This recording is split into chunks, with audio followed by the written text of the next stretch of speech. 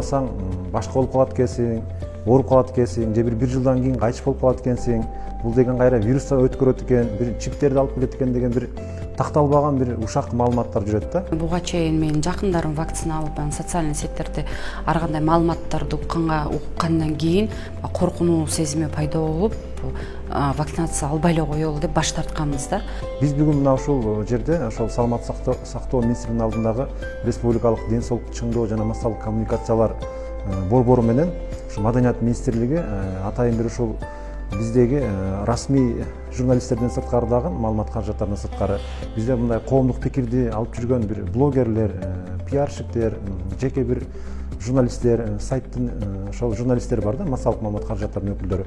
Ошолордун башын бириктирип, калкка туура так маалыматтарды жеткирели деген ойдо талкуу кылып, алардын сунуштарын угуп, канткенде биз элге мындай бир эмдөө иштерине туура маалыматтарды же болбосо бир туура багытты бере алабыз деген боюнча сөз болду. Когда наш цифры шли высоко, знаете, как нам было плохо? Это наши родные близкие. Мы не хотим, чтобы это повторилось. Былтыр не было вакцины. Айла жоқ. Быйыл вакцинамыз бар. Почему Израиль вакцинамалады? Почему Америка алады? Почему Германия алады? Только Кыргызстан зашибемся. Медицина кызматкерлери менен мааматтык иш жүргүзүп, алардын ушул шартташ керек. Себеби сарафанный радиону биринчиден ошол түзүп атышат.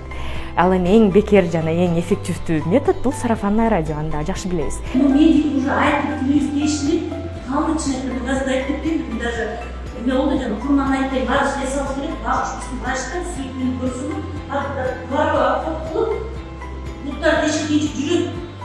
То, что можем, мы делаем. Нам нужна ваша помощь. Помогите нам мобилизовать силы, помогите через ваших блогеров. В первую очередь, өзінің вакцинасını, өзінің вакцины за вами пойдут тоже люди. И таким образом, давайте начнем с себя и дальше пойдем. Бүгүнкү жыйынга келгенден кийин 100%тен 70%ке уже мындай ынандым да. Мамлекет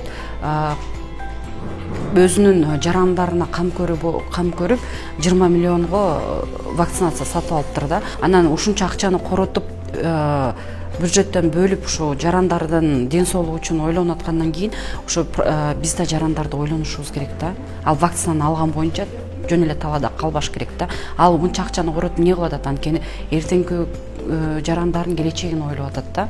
Азыр эле мына бул жерде отургандар эле канчабасы эмдөө алдың дегенде бир 6-7 эле киши кол көтөрүп атат, калгандары эмдөөдөн өтө элек. Анан эми ойлойм, бүгүн туура так маалымат ошо блогерлер, пиарщиктер, жеке журналисттер бир туура так маалыматты алышты.